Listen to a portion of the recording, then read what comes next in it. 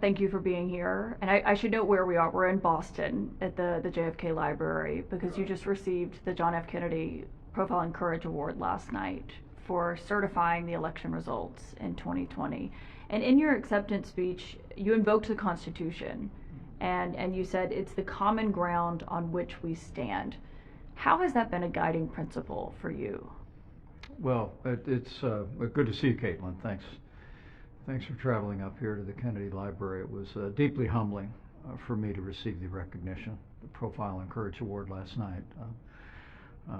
As I shared with his family, President Kennedy was an inspiring figure since I was a little boy, and his eloquence and his example inspires me still. And so to be in any way associated with President Kennedy's legacy is something I'll cherish for the rest of my life.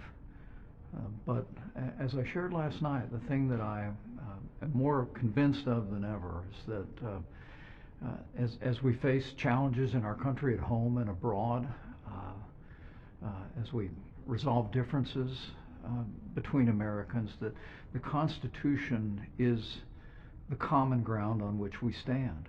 And I saw that firsthand over the last 4 years when people literally from every political perspective have stopped me on the street, walked up to me in airports, and simply expressed appreciation for the fact that,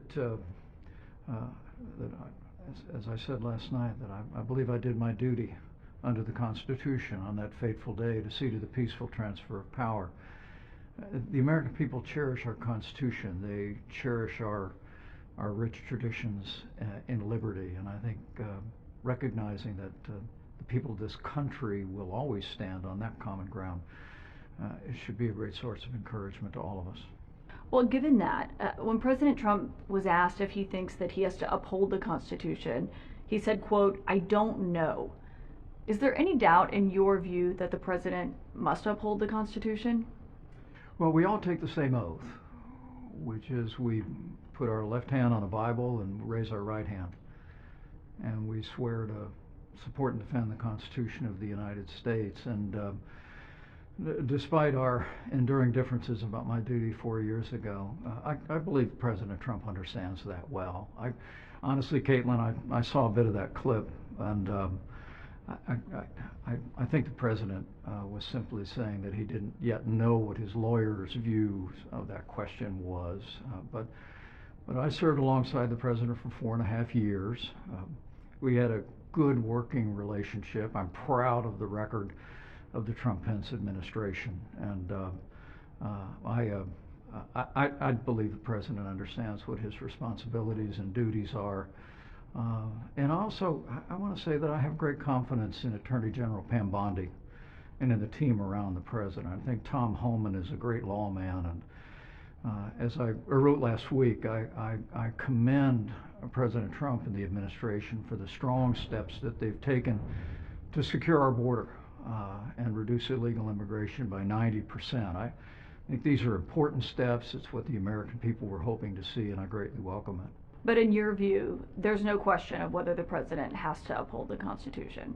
Oh, no, we all take, as my Marine Corps son reminded me a few days before January 6th, he said, you took the same oath I took, Dad. It's the oath that people in the military, people in law enforcement, people in public life take. And I have every confidence the president understands his responsibilities. He didn't say it nearly as clearly as you did this just there, because he was asked about this argument that has been playing out when it comes to, you mentioned immigration, but a lot of this isn't playing out, not on the southern border, but inside the courtroom and court fights. And when he was asked if he agreed that everyone on U.S. soil deserves due process, he also said, quote, "I don't know, I'm not a lawyer," despite it being guaranteed by the Fifth Amendment. Is it clear to you that everyone on U.S. soil is afforded due process?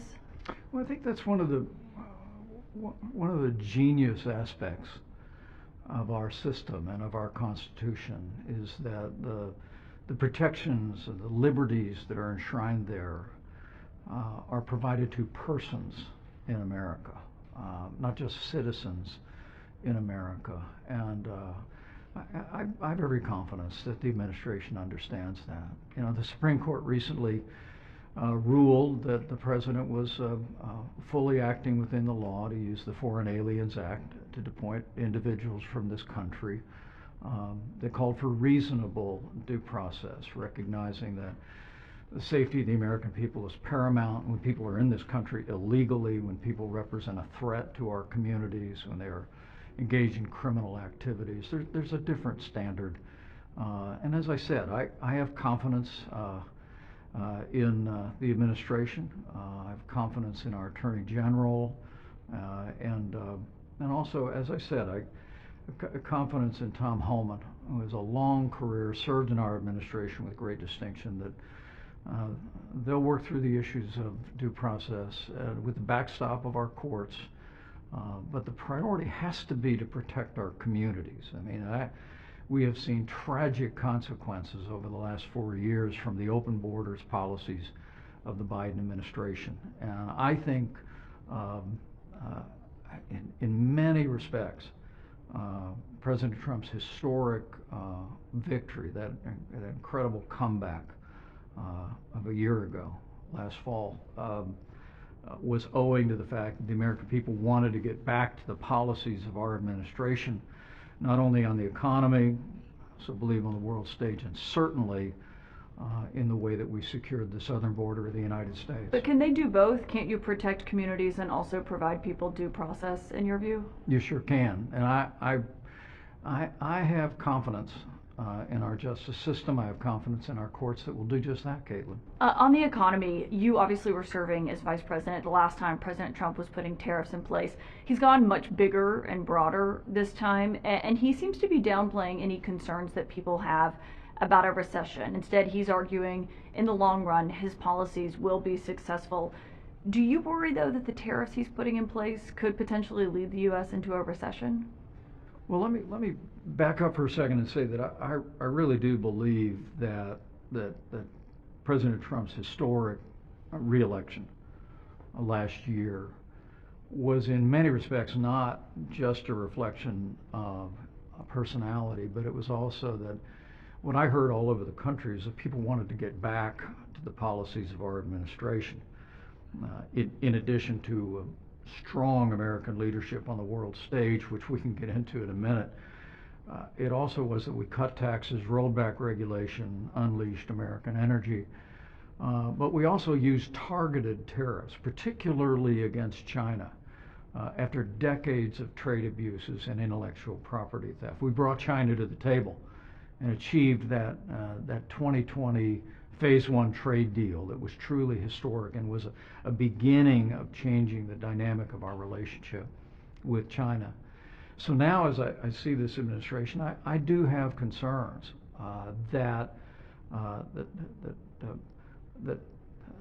with the president's call for broad-based tariffs against friend and foe alike, that ultimately the administration is advancing policies that are not targeted at countries that have been abusing our trade relationship, but rather are essentially new industrial policy that will result in inflation, that will harm consumers and ultimately harm the American economy. So again, I want to be clear, when it comes to China, when it comes to decades of trade abuses, my view always is free trade with free nations, that we ought to be engaging our trading partners across the free world to lower trade barriers, lower non-tariff barriers and subsidies.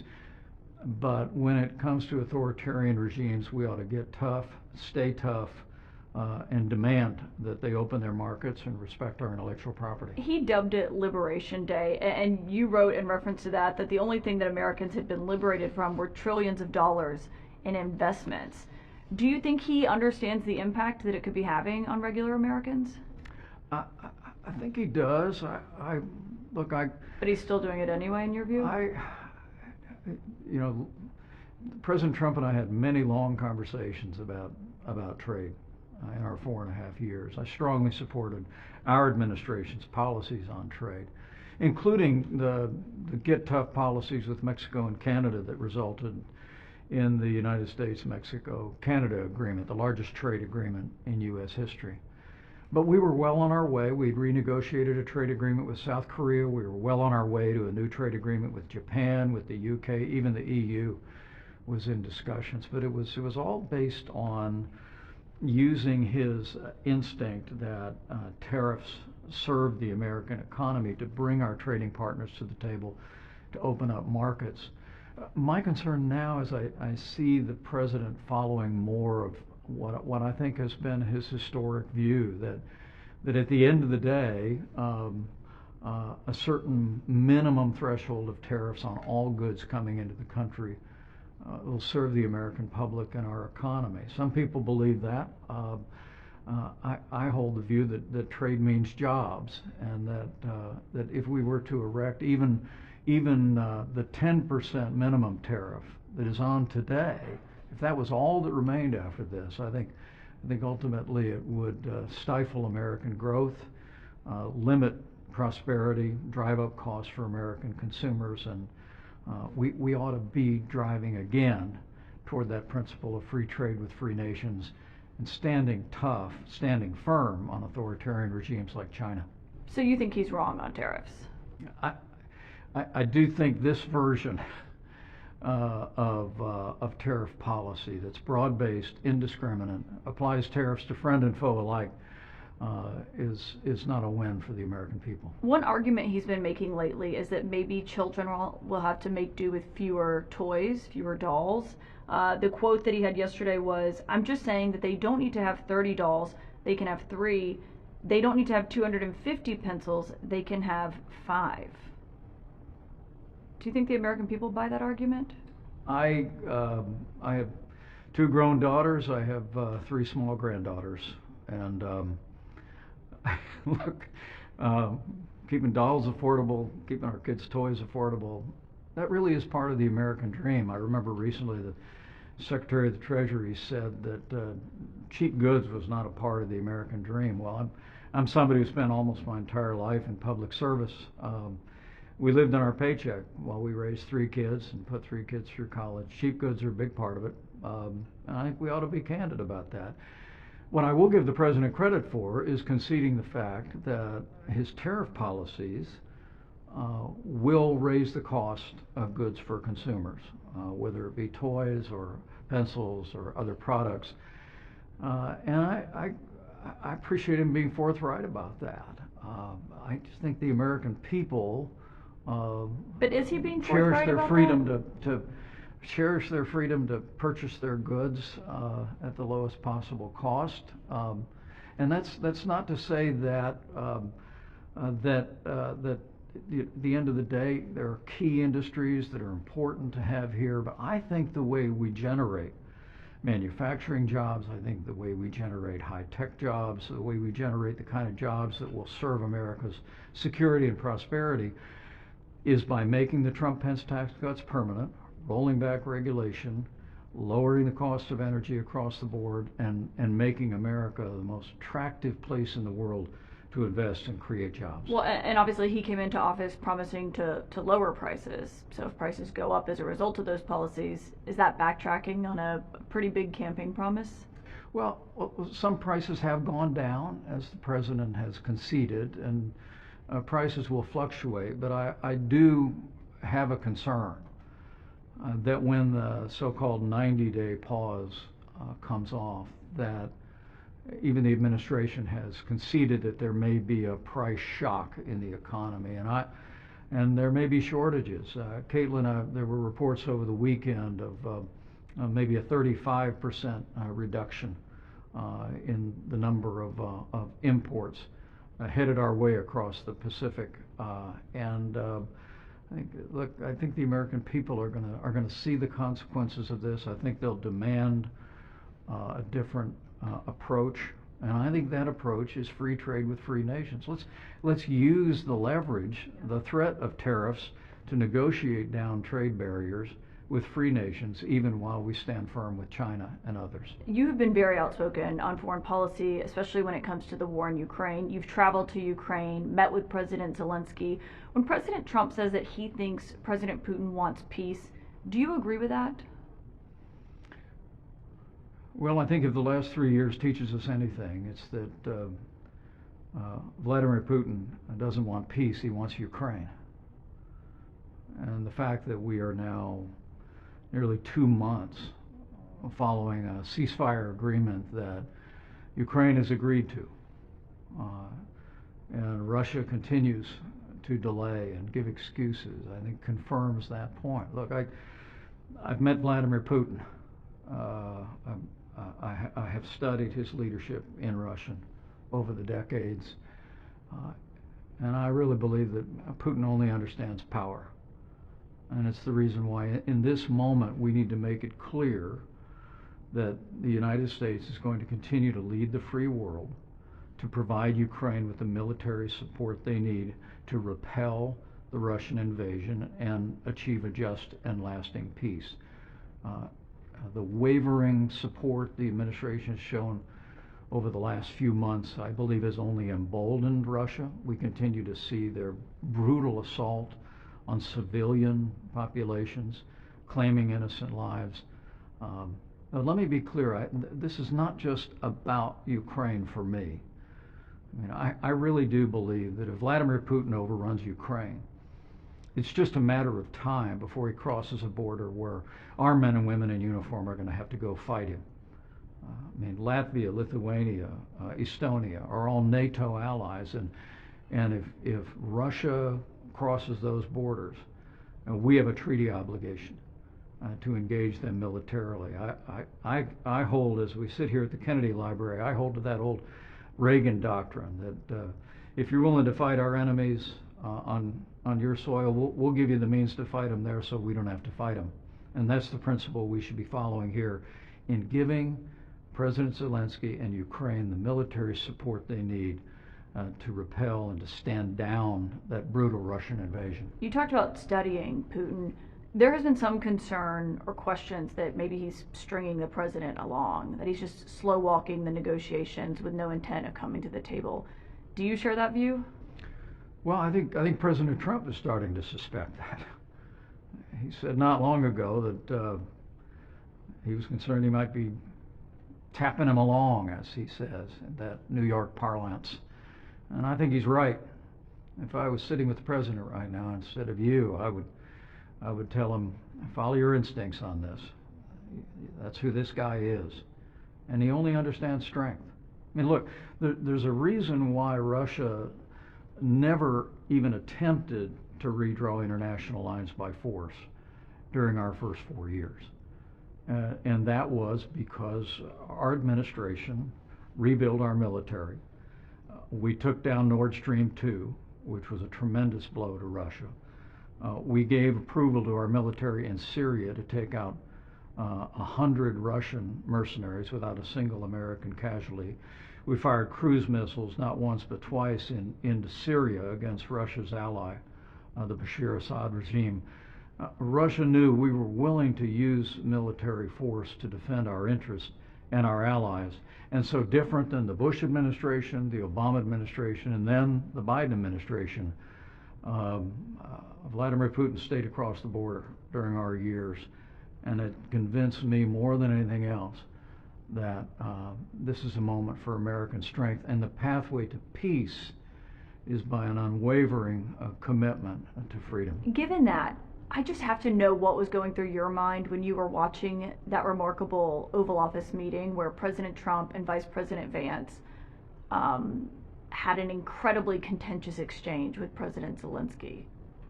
What would you have done if you were in that room that day? Well, I've been in a lot of contentious meetings in the Oval Office, just usually not on camera. There was one occasion where we had congressional leaders in. It got a little sporty. My own personal posture was to But this is a president who's fighting for his country, and you've met President Zelensky, so I wonder what you thought when you saw that. Well, I thought it was regrettable. I thought President Zelensky was ill-advised to take his argument before the media in the Oval Office, and I thought it was unfortunate the way the president and the administration responded in that moment. but I'm encouraged all the way through the knee-to-knee meeting at the Vatican that it looks like we put the dialogue back together. Look, this really matters, I believe, for not just for Ukraine, not just for Europe, but for America, for all the reasons that I said, Kaitlan. I think it's absolutely essential, and I'm very encouraged that the president secured this historic minerals deal with Ukraine. I think that's going to benefit the American people with rare earth minerals, but more important than that, it sends a deafening message to Moscow that America and Ukraine are here to stay. Yeah. Well, given contentious Oval Office meetings, the new Prime Minister of Canada is visiting tomorrow. The president has been saying that he's not kidding when he's talking about making Canada the 51st state. What advice would you give to the new Prime Minister as he's going into that meeting? Well, I don't know that I would advise the Prime Minister of Canada. I worked with his predecessor, and look, Do you think Canada should be the 51st state? I think Canada's been a great ally of ours, whose soldiers have fought and died alongside Americans in every war since World War I. And but I think I'd suggest to him that you come in and let your yes be yes and your no be no, and speak plainly to the president. I think President Trump respects strength. He respects people with conviction, and has the capacity to adjust. I expect it'll be a good meeting. Do you think he's serious when he won't rule out military force to retake Greenland or to take Greenland? Well, I think Greenland is enormously important to us and our national security. But the fact that we already have 2 military bases there and the ability to negotiate further is more than enough for us to satisfy that need, and then otherwise allow the people of our 2 nations to discuss any arrangements going forward. Okay, so you don't think it needs to be taken over by military force? I think we can address our security needs in Greenland by other means. Your organization, Advancing American Freedom, publicly opposed the nomination and, it turns out, the confirmation of RFK Jr. as the HHS Secretary. The United States right now is facing its single largest measles outbreak in 25 years. Do you trust his leadership in a moment like this one? Well, as you know, Kaitlan, I'm pro-life. I don't apologize for it. And the very idea that a Republican president would nominate an abortion rights supporter to lead the Department of Health and Human Services was just unacceptable to me. Policies regarding the sanctity of life, regarding conscience protections, all flow through HHS, and I had those concerns. Evidence recently with the Secretary's FDA chief, who said, despite promises that were made in the confirmation hearings, that they have no plans to even look into the harmful effect of the abortion pill on women across the country. And so that was the core of our concern. But as I said, I've got 4 grandchildren, going on 5, coming this fall. Congratulations. Thank you. And measles is a very serious disease, particularly for small children, and we should send no message across America other than to encourage parents at the time that young children are able to be vaccinated to get that measles vaccine. It's a completely preventable disease, and I do have concerns that we have a secretary at HHS who has had a lifetime career of undermining public confidence in vaccines. We should have the opposite, and I hope that we continue to hear voices around the country that speak into this moment for the sake of our kids and our grandkids. I mentioned the reason that we're here and why you were getting this award, and it's because of how you acted and what you did, or to the president's chagrin, did not do on January 6th. And when you were recounting that day during your speech last night, the line stood out to me where you said the only heroes that you saw that day were wearing uniforms, meaning the officers who were there protecting the Capitol and protecting you and others. What should it say to the American people then that President Trump pardoned the people who were convicted of assaulting police officers that day? Over the last 4 years, I've had people come up and thank me for what I did that day. But I've said 100 times, the only heroes I saw that day were wearing uniforms. When we were evacuated down to the parking garage underneath the Senate, I literally saw Capitol Hill police coming and going through that area, some of whom had injuries, and but none of whom flinched. I mean, it was clear that our Capitol Hill police, the security at our Capitol, was caught off guard by the massive riot that ensued, but their courage, their bravery should be heralded for generations to come, because they secured the Capitol and allowed us to reconvene the very same day and complete our work under the Constitution. I will tell you, I was deeply disappointed to see President Trump pardon people that engaged in violence against law enforcement officers on that day. The President has every right under the Constitution to grant pardons, but in that moment I thought it sent the wrong message. J.D. Vance is now in the role that you had as Vice President, and when he was on the campaign trail, I asked him if it gave him any pause to take this job, given how your relationship with the President so changed. He told me he was, quote, extremely skeptical that Mike Pence's life was ever in danger. He said, I think in politics, people like to really exaggerate things from time to time. Would you like to respond to that? Well, I would just say I'll leave that to the judgment of history. But do you feel like your life is in danger? There was never a moment that I've felt physically threatened in that day. I have great confidence in the Secret Service, and I had great confidence in the Capitol Hill police. It's one of the reasons when they evacuated me from the Senate floor, Kaitlan, that I just went to my office across the hallway, because I was confident that they would secure the building quickly, not knowing the sheer size of the riot that was unfolding. But you know, I've always told my kids the safest place in the world is to be in the center of God's will. And I knew I was where I was supposed to be, doing what I was supposed to be doing. And my focus that day and my memories of that day will always be of the heroes in uniform, but also the fact, as I said last night, that it wasn't any one person that saw us through that day. It was that the elected representatives in both chambers, in both political parties, reconvened and completed their work under the Constitution. As I said on the Senate floor when we reconvened,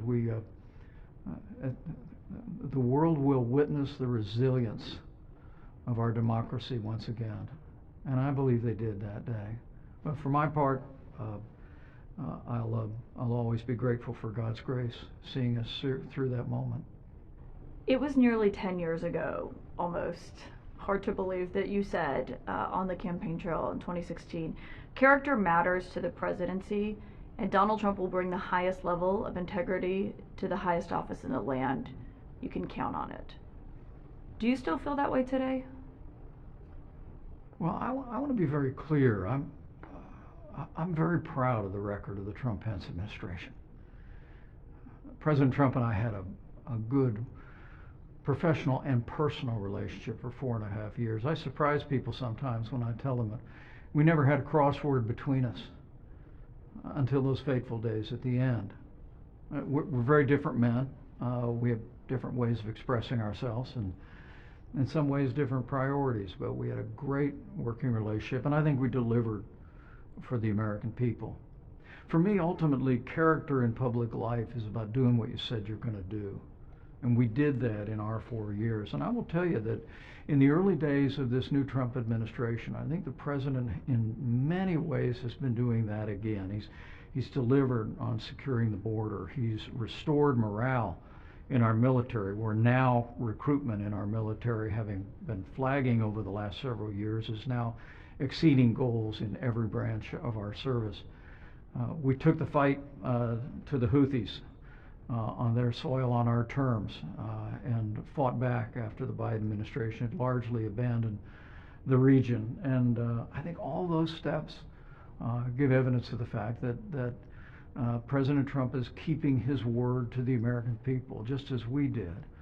Where I'm going to continue to seek to be a voice as a happy warrior and the conservative that I've always been, is where I see this Trump administration departing from the successful policies of our administration, whether it be making the tax cuts permanent, when some in and around the administration are talking about actually raising the top marginal rate, a move that would be an enormous tax increase on small business owners across this country. Where I see the wavering support for Ukraine, it contradicts the strong leadership on the world stage that President Trump and our administration provided in our first 4 years. And where I see a marginalizing of the right to life, both in personnel and in policy decisions, that's different from our administration. What do you attribute those changes to? We stood strong for the right to life. What do you attribute those changes to? I mean, if those were the policies when you were there, and this is what's happening now, is it because you're not there? Is it staffing, or is it the president himself that's changed? Well, I can't account for it. I know that it's true to say that personnel is policy. We had a diversity of views around the president. His leadership style was to put a lot of people around that resolute desk in the Oval Office, hear a lot of ideas, and I hope even from the outside that I and others can maybe give the president another thought, remind him of the policies that succeeded in our administration, that created security and prosperity and strengthened the values of the American people, preserved our liberties and our courts. And whatever the future holds for me, I'm going to try and be a consistent voice for those conservative values that I think are not only the right policy for the Republican Party, but I think they're the best way forward for a boundless future for the American people. Vice President Pence, thank you for your time. Thank you, Kaitlan.